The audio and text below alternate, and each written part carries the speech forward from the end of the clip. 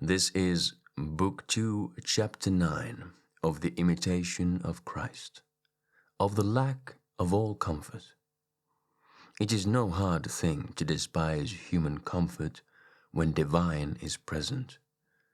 It is a great thing, yea, very great, to be able to bear the loss both of human and divine comfort, and for the love of God willingly to bear exile of heart, and in naught to seek oneself, nor to look to one's own merit.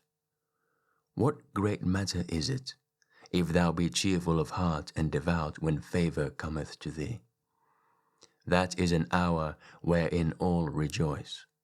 Pleasantly enough doth he ride whom the grace of God carrieth, and what marvel if he feeleth no burden who is carried by the Almighty, and is led onwards by the guide from on high.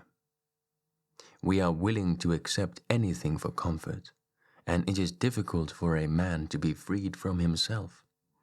The holy martyr Lawrence overcame the love of the world and even of his priestly master, because he despised everything in the world which seemed to be pleasant.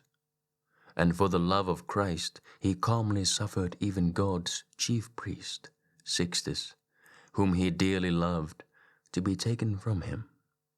Thus, by the love of the Creator, he overcame the love of man, and instead of human comfort, he chose rather God's good pleasure.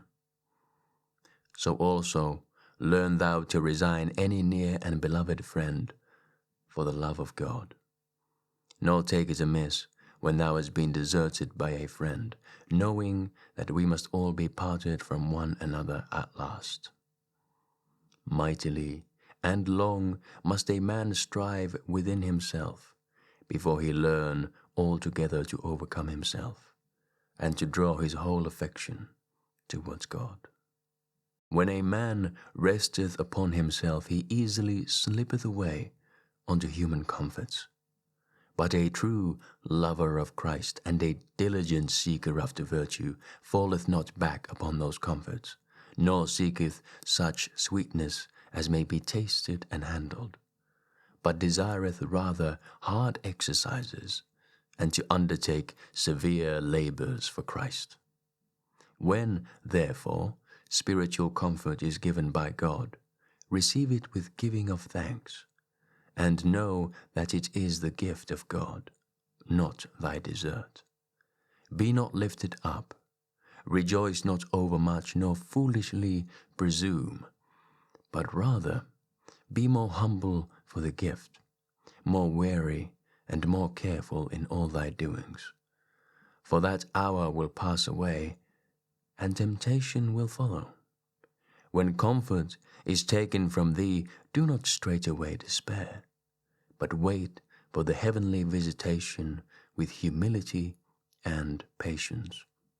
For God is able to give thee back greater favour and consolation. This is not new nor strange to those who have made trial of the way of God.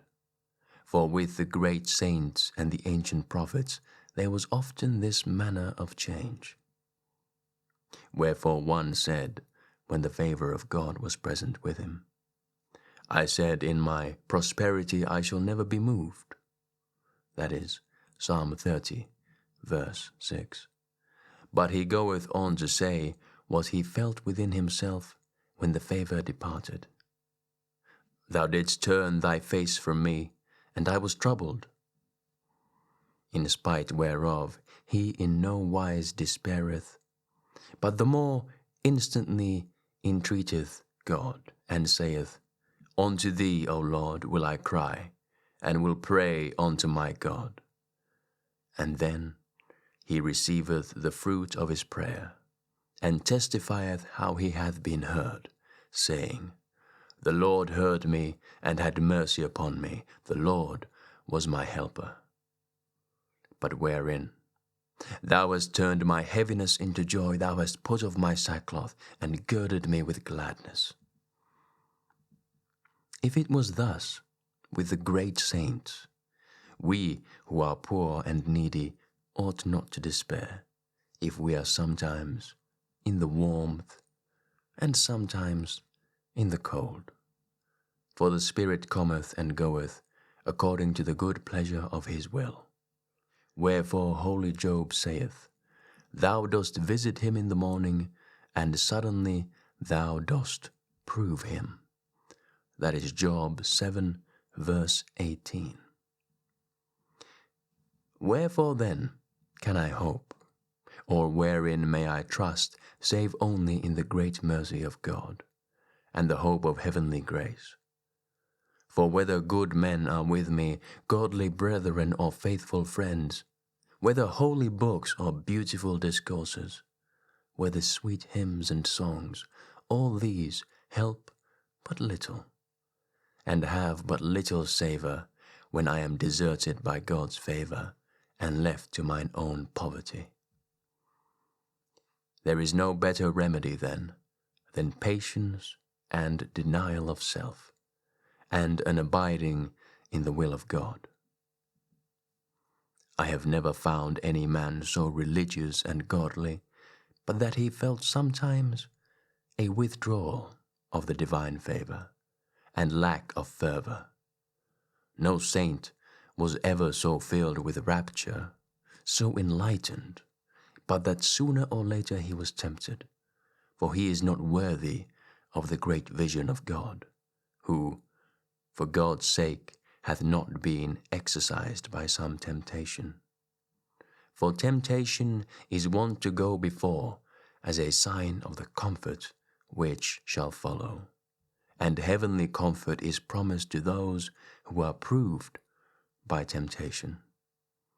As it is written, To him that overcometh I will give to eat of the tree of life. That is Revelation 2, verse 7.